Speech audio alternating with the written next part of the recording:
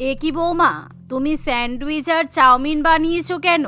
শীতের সকালে কেউ এরকম ম্যারমেরে ব্রেকফাস্ট করে নাকি? না না, আমরা এসব খাবার মোটেই খাবো না। এই খাবার খাবেন না তো কি খাবেন? আমরা এখন গরম গরম লুচি তার সাথে আলুর দম খাবো। যাও, তুমি আমাদের জন্য ফুলকো ফুলকো লুচি আর আলুর দম তৈরি করে নিয়ে আসো, কারণ আমরা শীতের সকালে প্রত্যেক দিন লুচি আর তরকারি খেতে পছন্দ করি। শাশুড়ি মায়ের কথা শুনে দিশা খুবই বিরক্ত হয়, কারণ শ্বশুরবাড়ির সকলের জন্য লুচি বানানো কম কথা নয়, কিন্তু সে যেহেতু নতুন বউ তাই সে কিছু বলতে পারে না। দিশা রান্নাঘরে যায় এবং সবার জন্য গরম গরম লুচি তরকারি তৈরি করতে শুরু করে দেয়। এভাবেই সে প্রায় 50 থেকে 60 খানা লুচি বানায়। তারপর আলুর দম তো আছেই। কিছুক্ষণের মধ্যেই সবাই মিলে একসাথে বসে লুচি তরকারি খেয়ে নেয়। অনেক পরিমাণে লুচি এবং আলুর দম ব্রেকফাস্টে খাওয়ার পর নতুন বৌমা ভাবে হয়তো তারা কেউ আর দুপুরে খাবার খাবে না, কিন্তু তার সেই ভাবনায় শ্বশুরবাড়ির লোকেরা জল ফেলে দেয়, কারণ তারা শীতের দুপুরে ফ্রাইড রাইস এবং মাটন কষা খেতে চায়। এমনকি রাত্রিবেলা ডিনার খেতেও তাদের কোনো দ্বিধা নেই, কিন্তু রান্না বান্না করার চাপ এসে পড়ে ছোট বৌমার উপর, কারণ বড় বৌমা যেহেতু ভালো লুচি তৈরি করতে পারে না, তাই তাকে কিছুতেই রান্না বান্নার দায়িত্ব দেওয়া হয় না। এভাবেই দেখতে দেখতে কিছুদিন কাটে। একদিন রাত্রিবেলা, মা, আজকে আমি বাপের বাড়িতে গিয়েছিলাম, তাই মা আপনাদের জন্য গরম গরম লুচি আর তার সাথে মাটন কষা পাঠিয়েছে। আপনার ছোট বৌমাকে এই ঠান্ডার মধ্যে রাত্রিবেলা রান্না বান্না করতে হবে না, আমরা সবাই লুচি আর মাটন কষা খেয়ে নেব। শীতের মধ্যে রান্না না করার কথা শুনি দিশা খুবই খুশি হয়। সেদিন তারা সবাই মিলে একসাথে বসে গরম গরম লুচি এবং মাটন কষা খেয়ে নেয়। পরের দিন সকালবেলা যখন ব্রেকফাস্ট তৈরি করার সময় আসে তখন, যাক বাবা, ভালোই হয়েছে, বড় বৌদি আজকে আমাকে বাঁচিয়ে দিল। কালকে রাত্রিবেলার অনেকগুলো লুচি আর মাটন কষা বেঁচে আছে, তাই আজকে সকালবেলা আমাকে আর ব্রেকফাস্ট তৈরি করতে হবে না। এই লুচি আর মাংস গরম করে আমি সবাইকে খাইয়ে দেব। এই ভেবে দিশা সেই বাসি লুচি এবং মাংস গরম করে সবাইকে ব্রেকফাস্টে পরিবেশন করে, কিন্তু তাদের এরকম বাসি লুচি মোটেই পছন্দ হয় না। বৌমা, তুমি আমাদের শেষ পর্যন্ত বাসি লুচি পরিবেশন করলে। লুচিগুলো কিরকম নেতিয়ে আছে, শীতকালে মোটেই এরকম বাসি লুচি খাওয়া যায় না। বাসি লুচি খেলে আমাদের গ্যাস হবে তো। যাও, তুমি এখনই আমাদের জন্য ফুলকো ফুলকো লুচি বানিয়ে নিয়ে এসো। গরম গরম ফুলকো লুচি খাওয়ার স্বাদই আলাদা। শ্বশুর মশাইয়ের এরকম কথা শুনে দিশা খুবই রেগে যায়। বুড়োর ঘাটে যাওয়ার বয়স হয়েছে, এখন উনি নাকি বাসি লুচি খাবে না, ফুলকো লুচি খাবে। অসহ্যকর একেবারে। বাড়ির বড় বউ শাশুড়ি মা সবাই পায়ের উপর পা তুলে শীতকালে আরাম করবে, আর আমি এদের জন্য প্রত্যেকদিন লুচি বানিয়ে বানিয়ে মরবো। অসহ্যকর। দিশা মনে মনে গজগজ করতে করতে রান্নাঘরে চলে যায়। বাধ্য হয়ে দিশা সেদিনও সবার জন্য গরম গরম লুচি এবং তরকারি রান্না করে। ইতিমধ্যে দিশার ননদ সাথী এবং বাড়ির বড় ছেলে ও বড় বৌমার ছেলে বিল্টু রান্নাঘরে যায়। বা বৌদি, তুমি তো বেশ ভালোই লুচি তৈরি করছো, একদম ফুলকো ফুলকো লুচি তেল থেকে তুলছো দেখে আমার খুব লোভ লাগছে। আমি টেবিলে বসে লুচি খাওয়ার জন্য অপেক্ষা করতেই পারছি না। কাকি, আমারও খুব লোভ লাগছে। পিসি, চলো আমরা এখনই লুচি খেতে শুরু করে দিই, কারণ বেশি অপেক্ষা করলে লুচির এই ফুলকো ভাবটা নষ্ট হয়ে যাবে। এই বলে সাথী এবং বিল্টু দুজনে মিলে রান্নাঘরে দাঁড়িয়ে দাঁড়িয়ে অনেকগুলো করে লুচি খেতে শুরু করে দেয়, যার ফলে দিশা লুচি ভাজতে ভাজতে পাগল হয়ে যায়। সে তেল থেকে গরম গরম লুচি তুলতে পারে না, তার আগেই সাথী এবং বিল্টু সব লুচি খেয়ে নেয়। এভাবে দিশা প্রায় 200টা লুচি বানায়, যার ফলে এই শীতের মধ্যেও তার ভীষণই গরম লাগে। ওরে বাবারে, লুচি বানাতে বানাতে আমি তো হাঁপিয়ে গেলাম, কিন্তু তোমরা খেতে খেতে হাঁপাচ্ছ না। আমি আর লুচি বানাতে পারছি না, কি গরম লাগছে বাবারে বাবা, এই শীতের সকালে আমি ঘেমে যাচ্ছি। উফ। এই বলে দিশা গা থেকে সোয়েটার খুলে রেখে দেয়। তার খুবই অস্বস্তি হতে শুরু হয়। এভাবেই শেষ পর্যন্ত সে সবার জন্য লুচি এবং আলুর তরকারি বানিয়ে উঠতে সক্ষম হয়। উফ, পেটটা একদম ভরে গেল। তবুও ব্রেকফাস্ট টেবিলে মোটামুটি আরো 5টা-10টা লুচি আমি খেয়ে ফেলবো। বিল্টু খুব একটা কম লুচি খাবে না, কারণ ও কিন্তু লুচি খেতে পছন্দ করে। এই বলে ব্রেকফাস্ট টেবিলে বসে সবাই বেশ ভালোই লুচি তরকারি খেয়ে নেয়। কিন্তু দিশা সকালবেলা ব্রেকফাস্ট তৈরি করতে করতে ক্লান্ত হয়ে যায়। কিন্তু সবার যখন খাওয়া দাওয়া হয়ে যায় তারপর এ কি দিশা, লুচি শেষ হয়ে গেল কেন? আজকে আমার ছেলে তো স্কুলে যাবে, ও টিফিনে লুচি দিতে হবে, তুমি আর লুচি তৈরি করনি? তোমার ছেলে তো রান্নাঘরে দাঁড়িয়ে দাঁড়িয়ে 100টা লুচি খেয়ে ফেলেছে, তাহলে আমি কি করে বুঝবো যে ও আবার স্কুলের টিফিনে লুচি নিয়ে যাবে? এই বিল্টু, তুই স্কুলে গিয়ে কেক কিনে টিফিনে খেয়ে নিবি। আমি আর লুচি তৈরি করতে পারবো না, কারণ এখন আমাকে ঘরের সব কাজও তো করতে হবে। কি, এই শীতের বেলাতে আমার ছেলে স্কুলের টিফিনে কেক কিনে খাবে? আমি লুচি বানাতে পারি না বলে তুমি আমার ছেলেকে এরকম ভাবে বলতে পারলে? মা দেখেছেন আপনার নাতিকে দিশা কেমন কথা শোনাচ্ছে? ছোট বৌমা, তুমি আমার নাতিকে কোনো কথা বলবে না। এই শীতের মধ্যে তুমি শুধুমাত্র রান্না করো, তাছাড়া তোমার আর কি কাজ আছে? যাও, আমার নাতির জন্য স্কুলের টিফিনে গরম গরম লুচি আর আলাদা করে আলুর তরকারি বানিয়ে দাও, কারণ কালকের বাসি মাংস ওকে কিন্তু দেবে না। এই শুনে দিশার কিছু করার থাকে না। দিশা আবার রান্নাঘরে গিয়ে বিল্টুর জন্য গরম গরম লুচি এবং তরকারি বানায়। এভাবেই দেখতে দেখতে কিছুদিন কাটে। একদিন পাড়ার সব মহিলারা ঠিক করে শীতের মধ্যে একদিন সকালে তারা পার্কে গিয়ে পিকনিক করবে। তাই তারা পিকনিকের মেনু ঠিক করতে বসে। তোমাদের কোনো চিন্তা নেই, আমার ছোট বৌমা খুব ভালো লুচি বানাতে পারে। পিকনিকের সকালে ব্রেকফাস্ট মানেই গরম গরম লুচি আর কড়াইশুঁটি দিয়ে আলুর দম, তাই তো? আমার বৌমা ব্রেকফাস্টে লুচি তরকারি বানিয়ে দেবে। আর হ্যাঁ, আমরা যেহেতু ব্রেকফাস্টে লুচি তরকারি দিচ্ছি, তাই আমরা কিন্তু আর কোনো রকম কোনো টাকা দেব না। এমনিতেই লুচি আর তরকারি বানাতে অনেক টাকা খরচা হয়ে যাবে। এভাবেই রানী এবং তার শাশুড়ি মা চালাকি করে পিকনিকের টাকা দেওয়ার হাত থেকে রক্ষা পেয়ে যায়, কারণ তারা সবাইকে লুচি তরকারি খাওয়াবে আর সেই চাপ গিয়ে পড়বে দিশার উপর। সব রাক্ষসের মতো লুচি খাবে আর আমি নাকি লুচি বানাবো?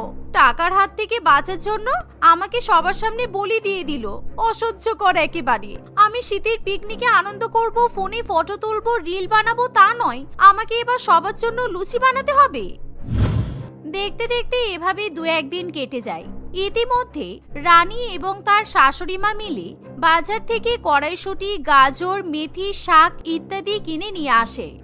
তুমি কালকে পিকনিকের সকালে লুচি বানানোর আগে ভালো করে মেথি দিয়ে ময়দা মাখবে, কারণ কালকে তোমাকে মেথি দিয়ে লুচি বানাতে হবে।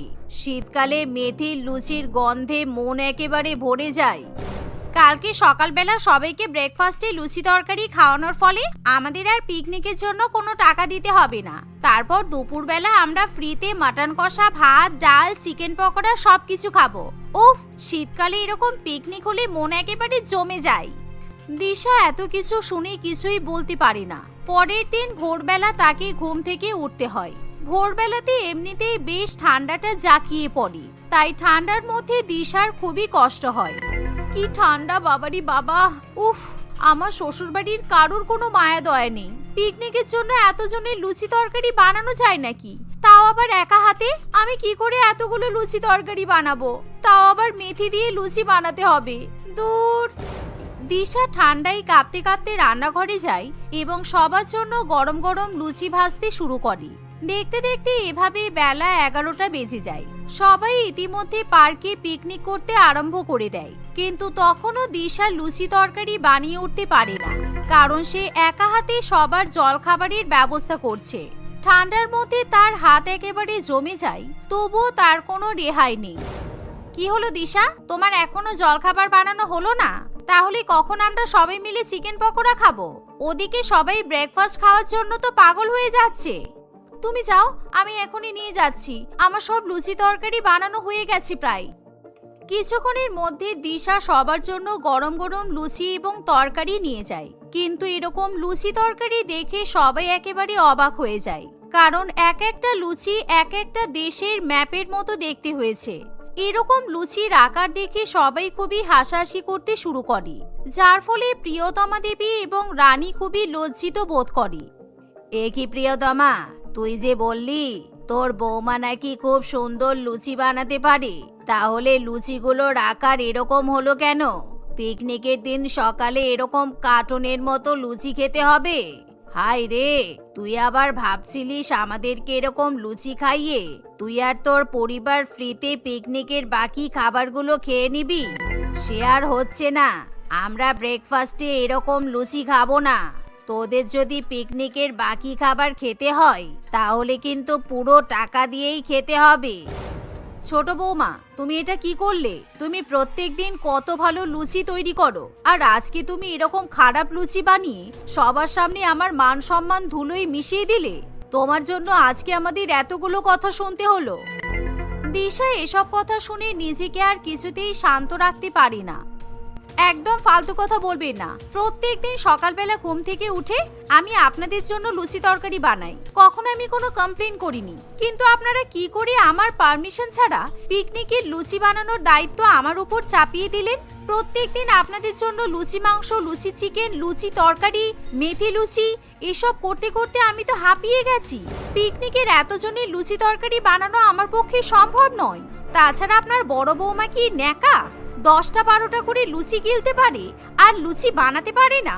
আর আপনারাও বা কেমন? হ্যাঁ, এতই যখন সকালবেলা সবাইকে লুচি খাইয়ে বাদবাকি খাবারগুলো ফ্রিতে খাওয়ার ধান্দা করেছিলেন, তাহলে আমাকে রান্না বান্না করার সময় সাহায্য করতে পারতেন। ঠিক আছে, তুমি এখন চুপ করো, বাড়ি গিয়ে কথা হবে। এই বলে প্রিয়তমা দেবী এবং তার পরিবার পিকনিক থেকে বাড়িতে ফিরে আসে।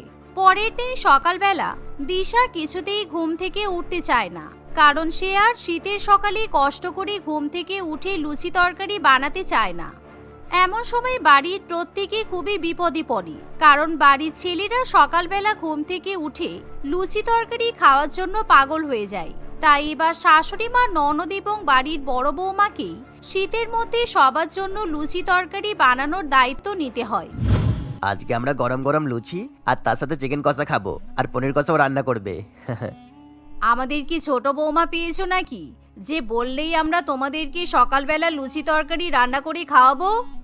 এভাবেই বেশ কয়েকদিন ধরে সকালবেলা ঘুম থেকে উঠে ঠান্ডার মধ্যে লুচি বানাতে গিয়ে বাড়ির মহিলাদের অবস্থা খারাপ হয়ে যায়। তাই এবার তারা দিশার কষ্ট বুঝতে পারে, এমনকি তারাও আর কিছুতেই লুচি তরকারি বানাতে চায় না। তারা এবার বিভিন্ন রকম অজুহাত দেখাতে শুরু করে। এবার থেকে প্রত্যেকদিন সকালবেলা আমরা হালকা ব্রেকফাস্ট করব।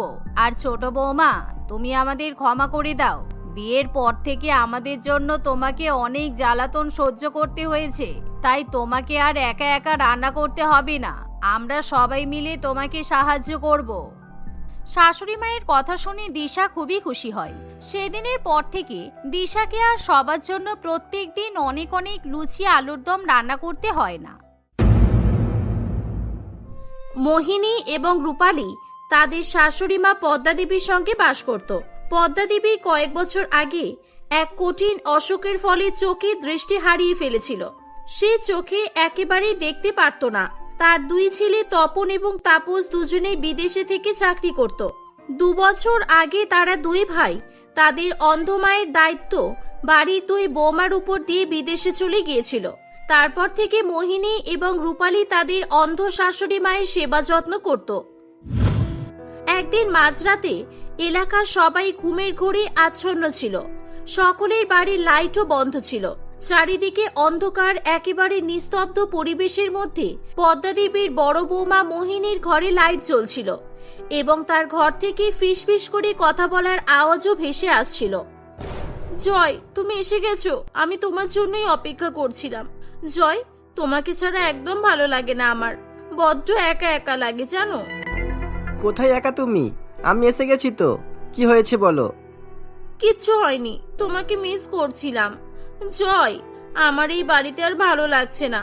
চলো না আমরা এখান থেকে দূরে কোথাও পালিয়ে যাই, অনেক দূরে, যেখানে কেউ থাকবে না, শুধু তুমি আর আমি থাকবো। আমরা বিয়ে করে নতুন করে সংসার পাতবো।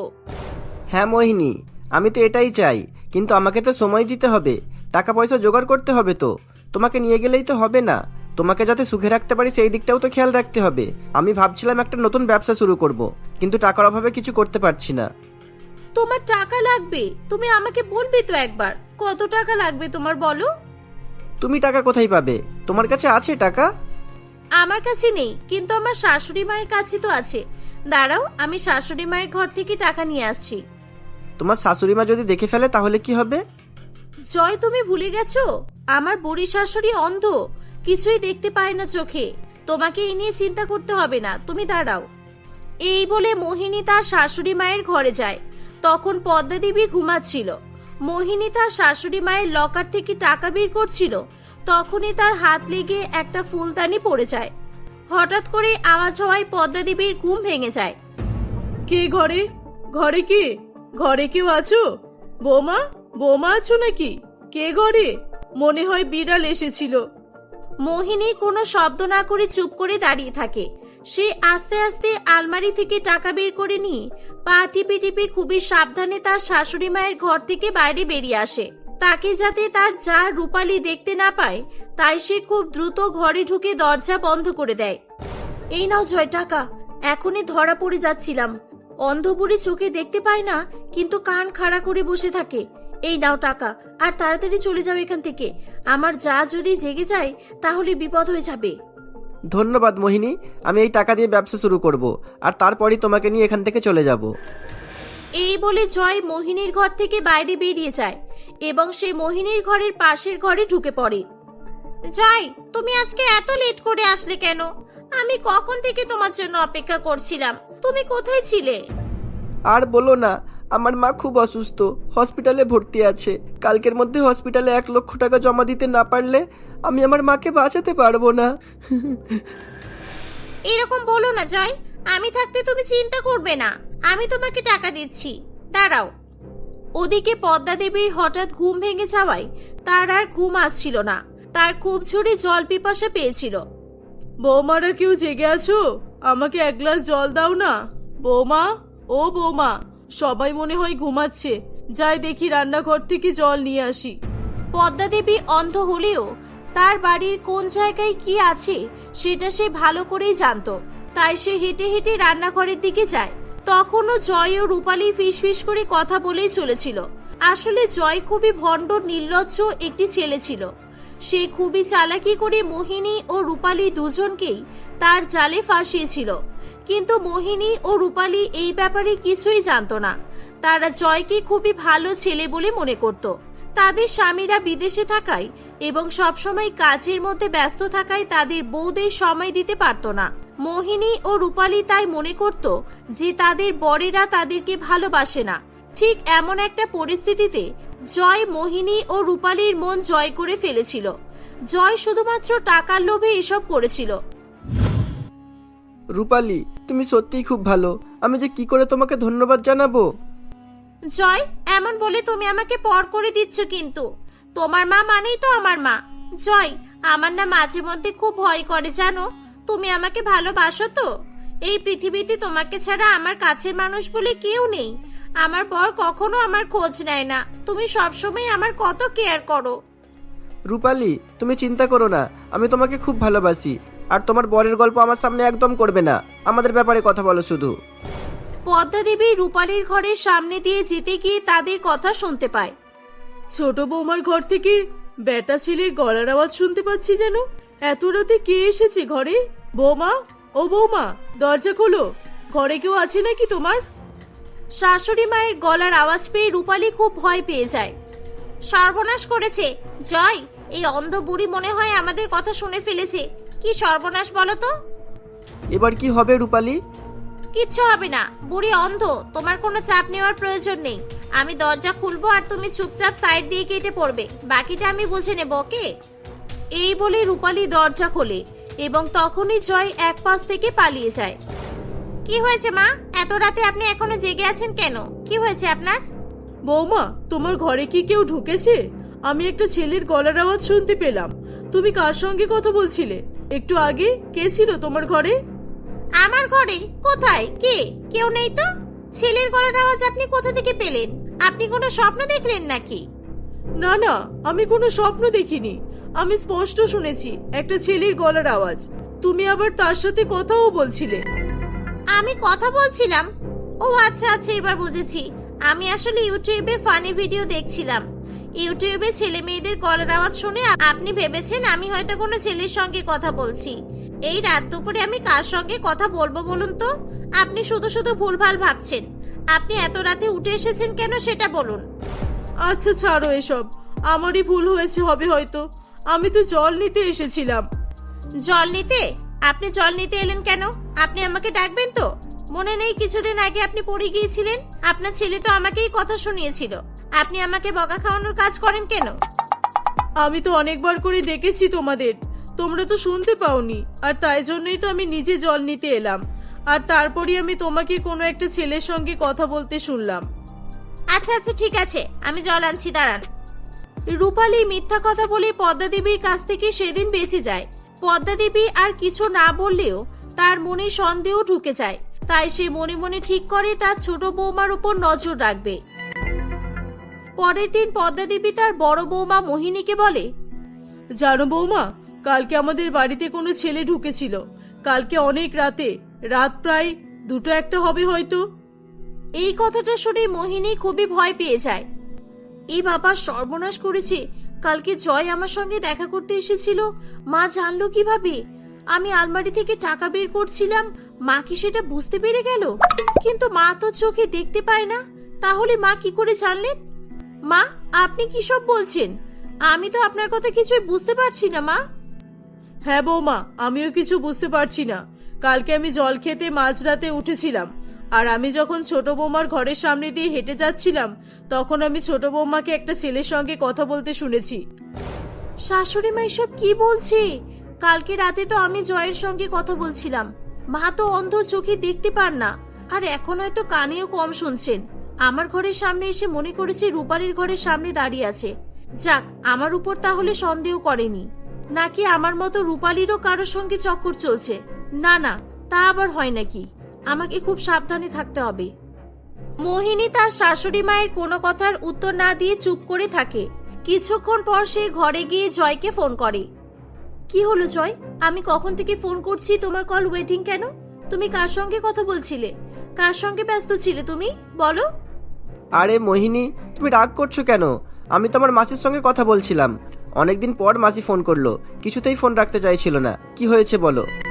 কালকে তোমাকে আর আমাকে কথা বলতে আমার শাশুড়ি মা শুনে ফেলেছে। শাশুড়ি মা ভাবছে কালকে হয়তো কোনো ছেলে রূপালীর সঙ্গে দেখা করতে এসেছিল। আমার উপর সন্দেহ না করে রূপালীর উপর সন্দেহ করছে। আমি এখন কিছুদিন তোমাকে বাড়িতে ডাকবো না, কারণ শাশুড়ি মা ধরে ফেলবে না হলে। আচ্ছা ঠিক আছে, কোনো অসুবিধা নেই। এখন আমরা দেখা করব না, আর দেখা করার হলে আমরা বাইরে দেখা করব, ঠিক আছে? এই বলে জয় ফোন রেখে দেয়। বেশ কয়েকদিন কেটে যায়। রূপালীও মনে মনে তার শাশুড়ি মাকে নিয়ে খুব ভয় পাচ্ছিল, তাই সেও কয়েকদিন জয়কে বাড়িতে ডাকা বন্ধ রেখেছিল। একদিন জয় কাউকে কিছু না বলেই রূপালীর ঘরে চলে আসে। পদ্মা দেবী প্রতিদিনের মতো সেদিনও কান খাড়া করে রেখেছিল। জয় ও রূপালী যখন কথা বলছিল, পদ্মা দেবী শুনতে পায়। পদ্মা দেবী তাড়াতাড়ি করে মোহিনীর কাছে যায়। বৌমা, তাড়াতাড়ি আমার সঙ্গে চলো। আজকে ছোট বৌমাকে হাতে নাতে ধরতেই হবে। আজকেও ছোট বৌমার ঘরে কোনো ছেলে ঢুকেছে, আমি একটু আগেই কথা বলতে শুনেছি। আমি দরজা ঠকঠক করব, রূপালী দরজা খুললেই তুমি ওই ছেলেটাকে ধরবে। এই বলে পদ্মা দেবী রূপালীর দরজায় এসে টোকা মারে। রূপালী খুবই ভয়ে ভয়ে দরজা খোলে। দরজা খুলে সে তার শাশুড়ি মা এবং মোহিনীকে দেখতে পায়। রূপালী খুব ভয় পেয়ে যায়। মোহিনী রূপালীর ঘরে জয়কে দেখে অবাক হয়ে যায়। জয়, তুমি এখানে কি করছো? কি করছিলে তুমি রূপালীর সঙ্গে? কেন, আমি তোমার সঙ্গে যা করি রূপালীর সঙ্গেও তাই করছিলাম। মানে তুমি আমাদের দুজনকে একসঙ্গে ঠকাচ্ছিলে? তোমার মাথায় অনেক ভালো বুদ্ধি আছে, তোমরা খুব তাড়াতাড়ি সব বুঝে গেলে। আমি এতদিন ধরে তোমাদের দুজনকে একসঙ্গে বোকা বানাচ্ছিলাম, কেন জানো? শুধুমাত্র টাকার লোভে। তোমরা দুজনেই খুব বোকা। আজকে যখন আমাকে ধরেই ফেলেছো, তখন সত্যিটা লুকিয়ে রেখে আর কি করবো বলো তো? জয়ের কথা শুনে মোহিনী এবং রূপালী দুজনেই খুবই রেগে যায়। ছি, নির্লজ্জ ছেলে কোথাকার! তোমার লজ্জা করলো না তুমি আমাদের দুজনকে ধোকা দিয়েছো, আমাদের দুজনের সঙ্গে বিশ্বাসঘাতকতা করেছো? নির্লজ্জ আমি নয়, নির্লজ্জ হলে তোমরা দুজনে। তোমাদের লজ্জা করে না? তোমাদের অন্ধ শাশুড়ি মাকে ধোকা দিয়ে তোমরা আমার সঙ্গে সম্পর্ক রেখেছো, পরপুরুষের সঙ্গে সম্পর্ক রেখেছো। তোমাদের হাজবেন্ড থাকতে তোমরা বয়ফ্রেন্ড বানিয়েছো, এখন ফেসে গেছো বলে আমার উপর দোষ দিচ্ছ? নির্লজ্জ বউ কোথাকার! তাদের কথা শুনে পদ্মা দেবী সবকিছু ভালোভাবে বুঝতে পারে। এই শয়তান ছেলে, তুই আমার বৌমাদের নামে আর একটাও বাজে কথা বলবি না বলে দিলাম। আমার বৌমাদের উপর আমার বিশ্বাস, ওরা কখনোই কোনো ভুল কাজ করবে না। ওরা আমার বাড়ির মান সম্মান ইজ্জতের কথা কখনোই ভুলতে পারবে না। তুই এখান থেকে যাবি নাকি আমি পুলিশ রাখবো বল? পদ্মা দেবী তার বৌমাদের ভুল জেনেও তাদেরকে সাপোর্ট করছিল। এই দেখে তার দুই বৌমা তাদের ভুল বুঝতে পারে। জয় ভয়ে সেখান থেকে পালিয়ে যায়। দুই বৌমা খুবই লজ্জিত হয়ে তাদের শাশুড়ি মায়ের কাছে হাত জোড় করে ক্ষমা চায়। মা, আমাদের ক্ষমা করে দিন, আমরা অনেক বড় ভুল করে ফেলেছি। এই ভুলের কোনো ক্ষমা হয় না, কিন্তু তবুও আপনি আমাদের একটা সুযোগ দিন, আমরা আর কখনোই এমন ভুল করব না। আপনি দয়া করে আপনার ছেলেদের কিছু বলবেন না। পদ্মা দেবী তার দুই বৌমাকে একটা সুযোগ দেয়। দুই বৌমা নিজেদেরকে পুরোপুরি পরিবর্তিত করে ফেলে। তারা সমস্ত ভুল পথ ত্যাগ করে সৎ পথে জীবনযাপন করতে শুরু করে। এভাবেই তারা সবাই মিলে আবার হাসি খুশি বসবাস করতে থাকে।